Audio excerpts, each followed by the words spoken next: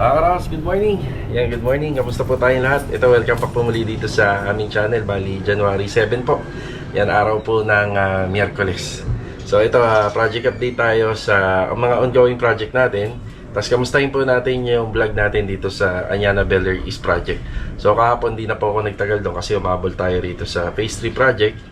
Yan, at saka nag-video pa kami ni Kuya Philip. So, para maipamahagi po natin yung binigay ni Sir Anton na blessing para sa kanilang mag-asawa. So, ayan, tingnan natin yung aluminum cabinet doon na pinagawa po ni client. Tsaka magbigay ulit tayo ng update doon sa pinabaklas po natin na gate at saka fence grills dito sa finishing project. Ay mga Karaos, samahan niyo po muli kami ngayong araw na to. Enjoy watching po. Let's go. Tara. Bali mga Karaos, dadaan muna tayo sa hardware. Ayan, bali, ang sasakyan na gagamitin natin ngayon maghapon si Mulong. May mga kailangan tayo asikasuhin ngayon. Tapos itong si e-bike, yan, mabilis lang tayo. Yan, mabilis lang tayo rito sa...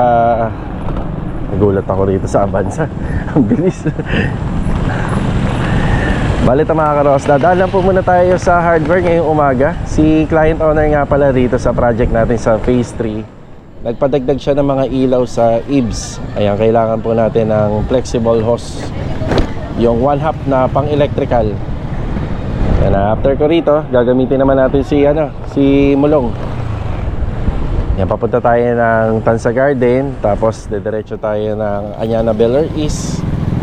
Then, magbibigay na tayo ng mga update dito sa mga ongoing project pa natin. Phase 4 at saka sa Phase 3. Baka dito meron. Para medyo malapit. May flexible hose 1/2 pang electrical. Yan, dito lang tayo nakabili sa malapit. Yan, diretso tayo ng Phase 3. Okay. Yan. Tara. Dito na tayo sa Phase 3. Yan, good morning kila client owner dito. Yung roofing trusses pala baka umpisahan bukas. Yan, maumpisahan na bukas dito.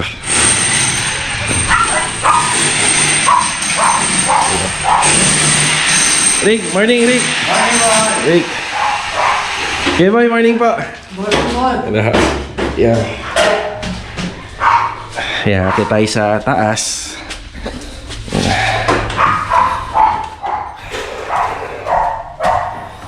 Siya nga pala mga Karaos, dito nga po pala sa unit, nagpapadagdag po ng ilaw dito banda sa eaves sila client. Bali dalawang corner, dalawa. So isa, dalawa, tatlo, apat, tapos 5, 6. So 6 na ilaw po yung madadagdag dito. Ayan. Ayan. Bali lalagyan po mga eaves. Yung setup pala ng bilang ng mga wirings dito mga Karaos, conforme po sa nakakonforme po sa perspective ni client, sa plano niya.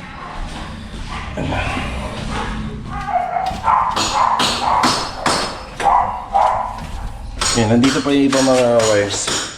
Number 12, tapos yung number 10 natin, wala pang bawas. Para sa aircon po yan. So, dalawang linya ng aircon yung ilalagay natin dito. Sa center light, meron na tayo pin light. Sa TV, sa lamppost yan, wala pa. Bababa pa tayo dyan sa lamppost. Tapos sa plastering, ito sa header. Yun na, maganda na. Header. Sa gilid. Tapos ito naman yung bubuhayin ni Ricky. Hindi ito banda. Tapos siya nga pala ito, baklas to. Then malalagyan siya ng asintada. Yan, dito naman po mag-electrical si Kuya Boy.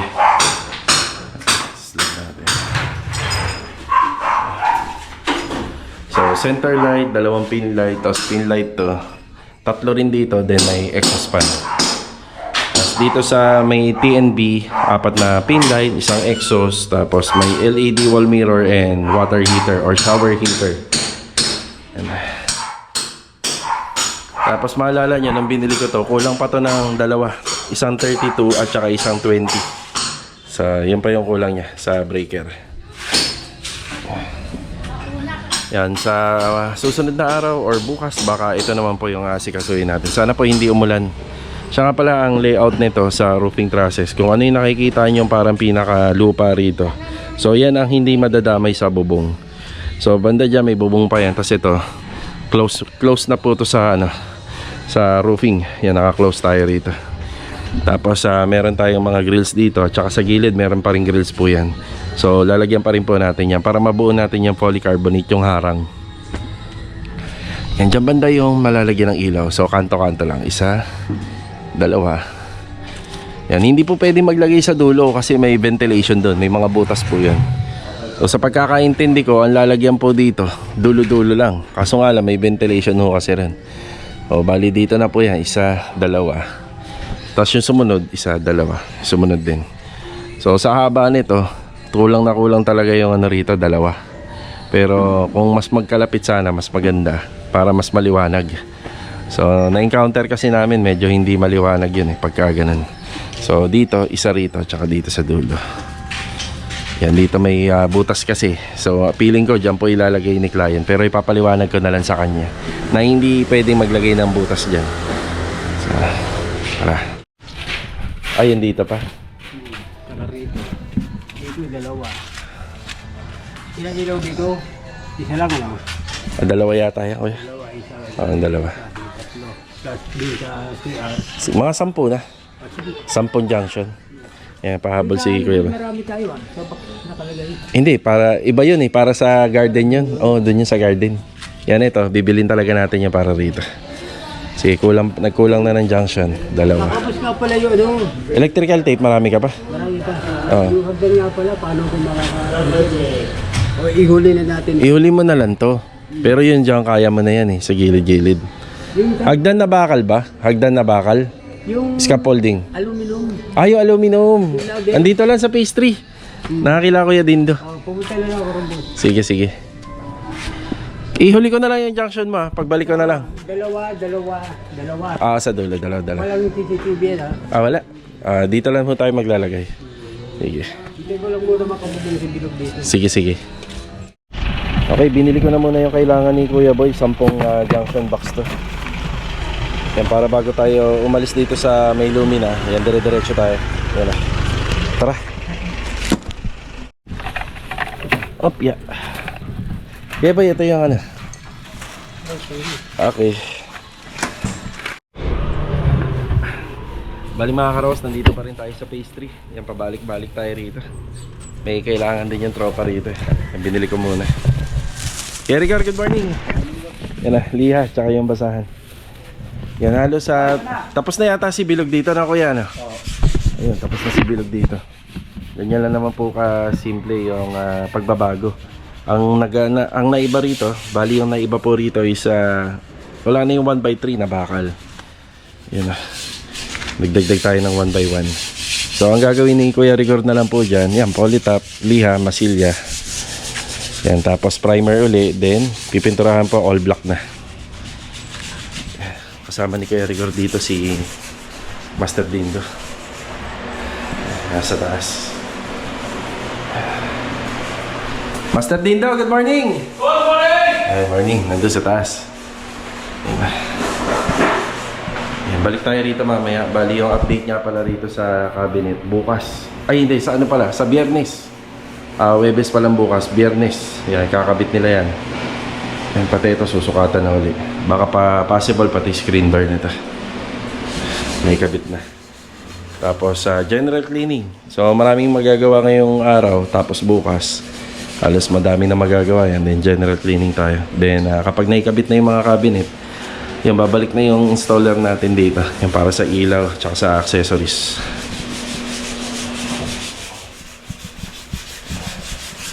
Kaya 10 piraso yan yung liha. Number 150. Yan, kunin natin si Mulong. Tapos diretso tayo sa Tansa Garden. Tara. Ayan, nakarating na tayo rito sa Tansa Garden Premier Project. Mga kailangan niya. May fish type. Meron. Bumili akong Vista string. Yan na. Pre, fitting.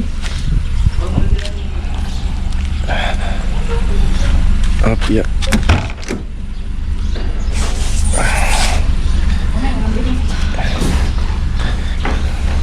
Andiyan na yung sulignum. Kasya na yan, Yo. Ito pala, inaasintadahan na.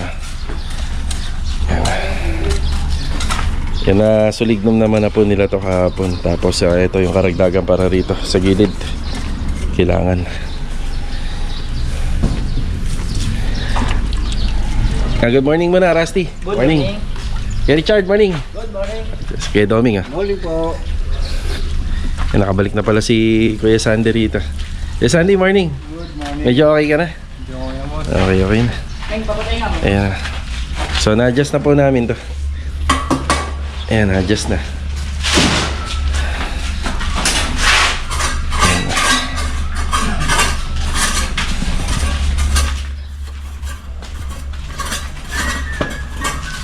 Kaya yung mga kahoy pala, i-adjust dito. Yung ano. Kahit doon nyo lang muna ilagay banda. Wag lang banda doon sa may ano, o sa may pinto. Okay.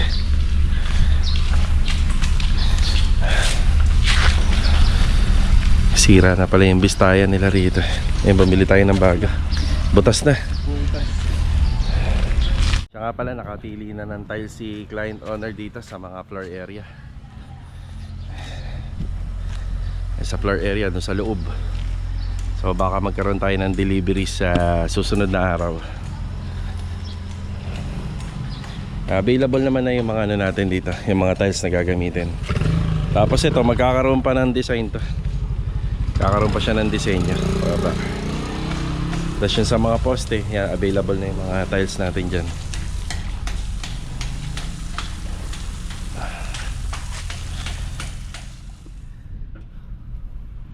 Morning! Saan banda? Pinaka yung utility, kulang yung utility namin. Utility box? O, doon kasi nilagay. Tingnan mo nga to kung pwede. Stock ko sa bodega yan eh. Pwede, sir. Kakagat yan? Pwede to. Eh, may pako ka maliliit. Medyo meron. Sige, sige.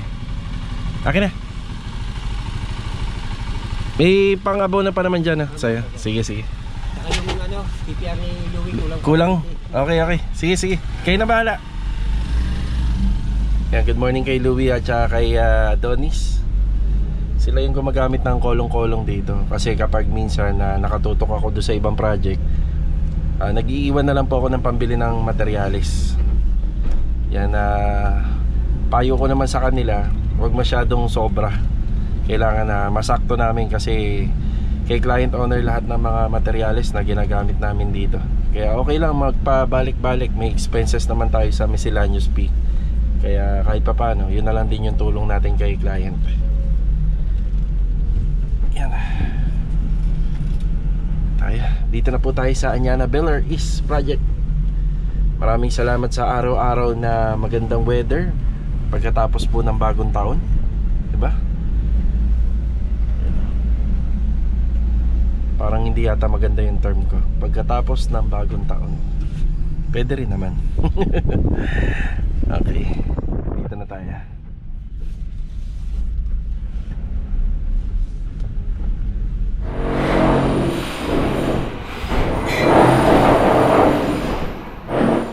Bali update naman dito sa ginawa nila Master Ryan dito kahapon. So ito na nga po pala yung aluminum kitchen cabinet para naman po sa pangilalim. Okay, mag-start tayo rito. Nandito nakalagay yung kanyang pull-out basket.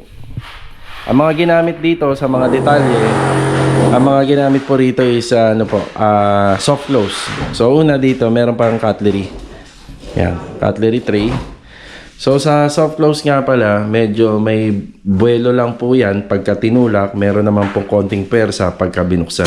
Sa mga hindi sanay na gumamit ng soft close, sa una, medyo maninibago kayo. Kunwari, itong part na to, so soft close din siya. Kapag ka tinulak nyo siya, may konting persa, may konting tulak. Yon. So, ganun din naman pagka binuksan. Yan, pag binuksan, may konting kailangan po ng konting puwersa rin. Yan. Dito, drawer. Ayan yung drawer. Yan. May konting tulak. Huwag naman po masyado malakas. Ayan na. Yan. Tapos may cabinet dito. So, ano na lang po yan. Open na lang. Yan. Open space. Tapos dito rin. Yan. Marami pa may ilalagay. So yung setup naman dito sa kabilang side, nandito yung built-in oven natin. Yan, may nalagyan pa natin siya ng cutlery tray. So, may open space pa rito. Merong extra pa na pwede ilagay rito. Yan na. Ayan yung oven. Tapos, drawer. Ayan, may drawer dito. Ganun din dito sa kabila. Tapos, the rest, swing door na lang. Yan. Swing door. Sa baba pala, may drawer pa. Ayan, oh. May drawer pa pala sa baba. Yan. Daming lagayan ni client dito. Yan, hanggang sa dulo pa po yan. So, swing door na lang po siya. Yung mga swing door ay soft close din po. Ito yung maintenance ng kanyang lababo. Ayan, swing door. So, sa ngayon, nakikita po natin na medyo makalat pa siya tingnan. Hindi ko pa po na po pinapaalis yung mga sticker kasi dagdag protection pa po yan. Sayang naman. So, ito yung update sa kitchen cabinet. Bali, ito nga po pala. Itong pinaka-pantry dito sa tabi ng refrigerator. Isang magandang way din na ito sana ay nakasagad dito. Yan. Kaso nga lang, sabi ni client, hanggang dito na lang po daw, ipantay na lang sa cabinet. Ngayon, pag nilagay yung rep, nandito siya. So, halos kapantay niya yung tiles na ginawa natin dito. So, ang pinakamagandang idea ng opening niyan, dito na lang po kukunin yung opening. Yan pa ganyan po. Ganun din po rito sa kabila. Kapag ka dito natin nilagay, imagine niyo nandito yung parang may pagitan siya, may hirapan po kayong kunin yung mga kukunin nyo rito. So, maganda opening niya, pag ganyan na lang, para maluwag pa. Yan o. So, ito, sa refrigerator, then ito, may pintuan pa po ito. Yan, may pintuan pa siya. Yan yung update sa ating aluminum kitchen cabinet na naka-install na po rito sa Anyala Bel Air East project. Diba? Ayos. Yan ang binili niyo, Ando na. PVC PVC pipe. Ay yung PPR. Yan, pinagpapatuloy na nila yung trabaho rito.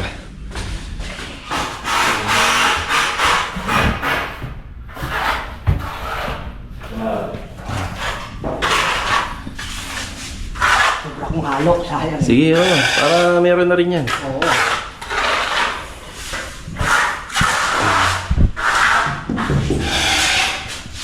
Partition. So, pinto. Then, ito yung switch. Dito. Ayun. Ang pipe pala. Kulang sila. Yan, may pintuan pa yan.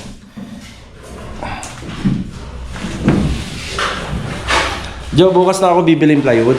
Bukas na, marami pa naman. Sige. Ako bilang ko mamaya. Sige, sige.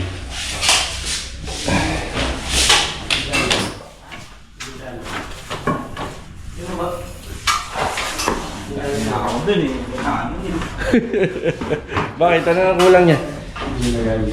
Lagaring bakal. Ayan, dali ka na.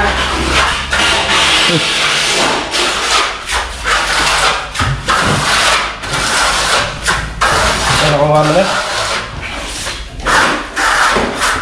Sige. Okay na tayo rito mga karohas. Tapos alalay na lang ako sa plywood. Meron na lang ilang peraso rito. Ilan na lang to Siguro mga 3 na lang to. Meron pa rito sa ilalim. So yan yung update sa... Ito yung pinakamalaking TV console. Ang ganda nito pag natapos to, abangan natin yan. May ilaw pa pala yan sa ilalim. Yan, yung detalye niya. May ilaw pa sa ilalim. Ang linis dito. Yan, biglang linis. Iba kasi dyan buhangin pa. Tapos ito yung palambak na pagtibagan. Ay ilalagay na lang yung handle nito. Tsaka doon sa kabila. Poy, ginatoy ng Poy. So ito yung tinatanggal ni Epoy dito. Sagad na yan Poy, no? Sagad na. So sliding, kaya na yung sliding. Yan na yung pinapatrabaho natin dito.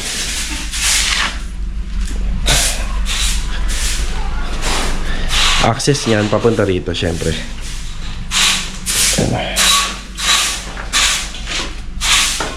Ayan. See? Lagyan na lang ng handle to. Okay.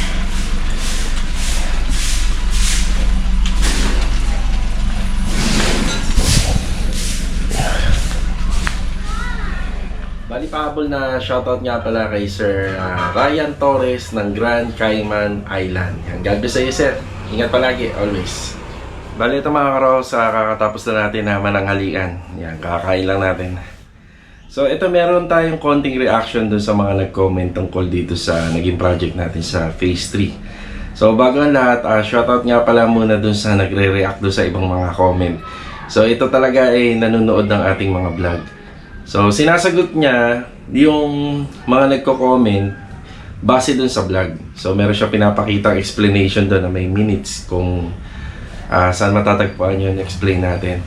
So okay, sagutin muna natin. Bali, pag nagpapagawa kayo sa mga kagaya namin, mas maigi talaga, may plano, may perspective, na galing po sa sa engineer or kaya galing po sa architect. Pero hindi po lahat na nagpapagawa dito sa Lumina Home, so ulitin ko lang.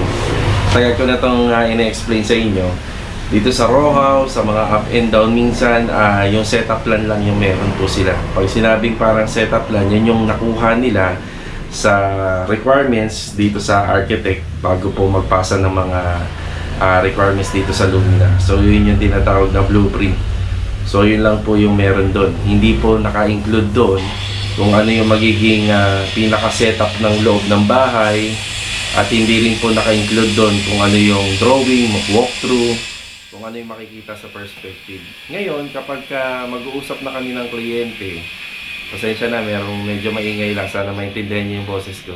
Ngayon, kung mag-uusap kami ng mga kliyente na tinatanggap namin dito, meron na silang mga pictures na pwede nating paggayahan, pwede nating pagkunan ng detalye para makompute natin yung mga costing. So, itong paliwanag ko na to dito sa vlog natin, itong client ko na si Sir, bago ko pala siya makilala, pinag-usapan na po namin ang overall. So, pag sinabing overall renovation, general po yun, simula sa umpisa hanggang sa matapos. Tapos, pag may mga konting problema sa unit na inabutan na natin, tayo na rin po yung mag-aayos nun. Meron daw isang bintana na walang handle. So, hindi ko napansin yun. Napansin niya yun, huli na. So, tayo na rin ang gagawa nun. Tapos, mapapansin niyo yung pintuan niya sa main door, parang simpleng padlock lang. Tayo na rin ang aayos nun. So, yung sa mga breakers, sa linya ng electricity, so tayo na lang din ang aayos nun. Ngayon, pagdating po sa plan and design, ang usapan na lang po namin, as long as nagamit na yung materials, hindi na po yan pwedeng palitan. Pero pwede ka magpalit ng kulay ng pintura, as long as na meron pa po tayong pintura. So, kaya siya minsan lagi nandyan, nag-iisip siya kung ano yung mas maganda na pwedeng baguhin habang hindi pa nauubos lahat ng materyales. So, sa side ko naman, para sa akin, kung gagawin natin standard ang lahat, syempre lahat ng mga pagbabago, may kaukulang bayad yan. Revise na yan eh. So, dapat as per plan, doon tayo sumusunod. So, sa akin kasi, maluwag naman ako sa mga kliyente ko. Hindi ko naman sinasabi na ganito tayo sa lahat na magiging kliyente natin. Kasi paano pag yung client natin sobra pa kung tumawad, tapos mababa pa yung kontrata, baka hindi natin maibigay sa kanya yung mga ganitong klaseng pa-previous. Baka hindi rin po natin sila mapagbigyan. So dito naman po, maganda naman po yung naging kontrata namin. Kung talagang magkano ko po siya siningil, yun din naman po talaga yung ibinabayad niya po sa amin. So kaya para sa akin po bilang contractor ni client, ni sir, so pinagbibigyan ko talaga yung mga gusto niya kasi siya naman po ang nakakaalam talaga kung ano yung kagaganda ng kanyang bahay. So tayo lang yung mag-execute ng tama para lahat ng na-imagine niya ay magawa po natin ng maganda. So sa kaso naman po, nung uulitin ko lang, sa kaso naman ng gate, yung gate po na yon ay may kapalit. Kasi pag umakyat kayo sa second floor, dun sa unang perspective namin, ipinakita na po lahat ni client yan eh. Inaaral na lang po namin paunti-unti hanggang sa matapos. So lahat naman po ay naipakita ko na sa kanya. May mga konting mga installation na lang like ng accessories, then punch list na lang kami hanggang sa matapos na. So yung sa gate po kasi, original nun is a tubular design lang. So 1x1 and 1x3. Yun lang po talaga yung makikita niya sa fence grills at saka sa gate. So siguro kakapunta niya doon, kada punta niya, naisip niya bakit hindi ko pa itodo lahat, bakit hindi ko pa ibuhos lahat, bakit hindi ko pa pagandahin. Kasi yung harapan ng bahay niya napakadetalyado nun mga karohaus. Biruin mo yung mga tiles pala na ginamit sa poste, ang mamahal na po nun. Yung mga tiles na ginamit sa poste, tsaka sa wall cladding sa harap. Tapos yung kisame niya, naka-spandrel pa yun. So may presyo din po yun. Tapos yung ginamit na bubong, dahil para mabawi yung construction band dito, naka-PVC roofing. Ang PVC roofing is times 3 ang presyo nun kaysa sa ordinary yung roof, na medyo makapal na. So, quality yung mga materyales na inilagay po doon. Kaya siguro naisip niya na bakit hindi ko pa itodo. Medyo simple yung tingnan, ang mamahal ng mga naka-install. Bakit hindi ko pa itodo lahat? So, ayun po yung siguro napapansin ko sa kanya. Maganda yung loob. Simple pa lang yung labas yung gate. Siguro naisip niya mas lagyan pa ng mas ibang detalye pa ng materyales para magmukha talaga siyang mahal at magmukha po talaga din siya maganda. So, ayun, yun po yung aking paliwanag doon. Pero hindi naman lahat ng kliyente sa future or yung mga nating nagiging previous project namin, pinagbibigyan natin ng todo-todo na gano'n. Kasi maapektuhan na at mako-compromise na yung manpower doon at saka yung materials. Shoutout nga pala doon sa mga nag-comment. Yes, tama po kayo. Dapat pagka may mga pinapapalitan na at pag may gawa na, dapat po talaga doon ay pinag-uusapan na ng bagong presyo. So kaya nga kahapon, binanggit ko, sabi ko, ang nasayang doon is labor and materials. Kasi pinaliwanag ko rin kung ano-ano yung mga nasayang, ano-ano yung mga nawala. So, sayang yun. So, ibig sabihin lang nun mga karokas, so reality vlog nga kasi tayo, ibig sabihin, sinasabi lang natin kung sakaling may pinalitan, ano yung mga nasayang. So, ito naman may kapalit. So, yung sinabi ko nga sa vlog, pag umakit kayo sa second floor, dapat meron pang aluminum sliding French type door po yun. So, sa tingin ko ay nagkakaalaga pa yun na more than 14 to 17,000. Yun, yung ano na yun, yung sliding na yun. Since hindi naman enough talaga yung naipalit natin, so hindi naman kasi talaga enough talaga yung naipalit po natin dun sa gate. Kung matatandaan nyo, dito sa contract kasi namin, medyo may mga naging pahabol pa na iba. So doon ko na lang po yun in-equal lahat. So ang dami rin naging pahabol din ni client dyan. So ipina-equal ko na lang po lahat. So kagaya na rin po yung sa TV console, hindi po yun yung original na design. So, dapat doon may mga wall-fluted panel pa. Tapos doon sa TV console din, sa second floor, so may mga hinabol pa po doon na nagkaroon po tayo ng mga additional. Tapos meron pa po dito sa walk-in closet, dapat wala pong mga pinto yun. Ayun, may hinabol din po ron. So, yun ay pinagbigyan ko pa rin kasi kada napagbibigyan ko si client, compute naman ako ng compute doon sa contract namin kung kakayanin pa. Tapos, meron din po binahabol din si client sa may gilid po ng pag-akyat ng second floor. May open cabinet doon. May pinahabol pa siya. So, nag-compute ulit tayo. So, mga karokas, tatandaan nyo lang lagi kapag merong pinadadagdag sa mga ibang part ng area. Siyempre, pag finishing yung trabaho, nadadagdagan din yung pangmasilya. Nadadagdagan din yung trabaho ng pintor. Nadadagdagan din yung mga pinturang gagamitin. At saka, siyempre, nadadagdagan din yung mga panlinis na gagamitin. So, pag nagpalagay ka ng pinto ng cabinet, hindi lang naman po yung pinto bibili ka pa po ng hinges, bibili ka ng additional na pangmasilya at pangpintura. At syempre, yung mga consumable materials na ginagamit po para makapag-paint yung isang pinto. At syempre, yung labor cost. So, ayan mga karos, sasabihin ko po uli sa inyo, hindi naman po apektado yung labor and materials namin dun sa project. At napag-usapan lang po namin yun. So, alam ko, baka may mag-react ng ganito dito sa vlog namin kahapon. So, sana naman po hindi po natin na offend yung client owner, yung may-ari. Kasi yung may-ari po na yan ang nagbibigay ng trabaho sa amin. So, ayun mga karaos, hanggang dito na lang po muna yung vlog natin ngayong araw po ng Miyerkules. Yan, kita-kita na lang po ulit tayo for my next video. Yan, God bless po sa ating lahat. Ito, paalam po muna. Let's go! Tara! Ito na nga pala yung nabago. Ayan. So, saktong-sakto dyan yung wood planks natin kapag naikabit.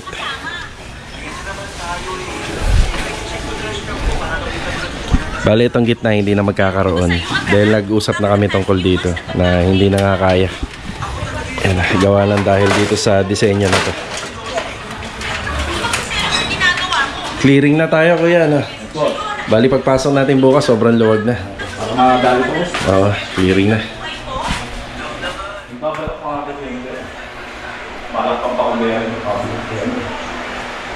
Alin ko yun? Wala pang mayroon dito. hindi nakakayanan. Alin, yung sa taas? O di magdadagdag na siya. O kasi wala na sa costing yun. Kaso nga lang, bibili tayo isang plywood. Oo. Alin ba, yun doon sa dulo? Yung pinakadulo? Pero suggestion lang naman yun. Yung pinakadulo?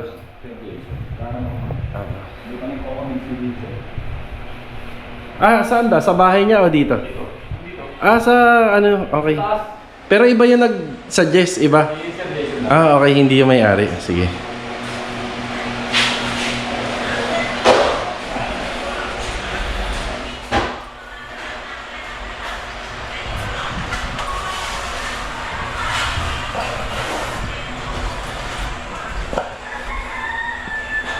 Yung mga salamin na to medyo maalikabok. Ang gagawin lang dito, tatanggalin lang yung bumbilya para makapasok yung basahan sa loob. Ganun din dito.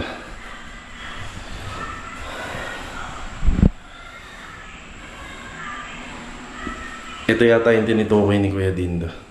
Yung ako lalagyan ng pintuan. Pwede naman, kaso nga lang wala na tayong plywood niyan. Tapos yung mga materialis natin, sakto na. So, bibili na po lahat. Yan, bibili na po tayo lahat. Yan, nagamit na kasi lahat ng para dito. Ngayon kung ipadadagdag pa to, lalagyan ng pintuan. Ang maganda dyan, Tudor. Yan, Tudor yan. Parang dalawang ganito. Kasi medyo malapad na siya eh. Yan, so, dadagdag na yan ang concealed hinges. Tapos pintuan, then cabinet handle yan. Costing na po yan, pati yung labor cost. Yan. Okay.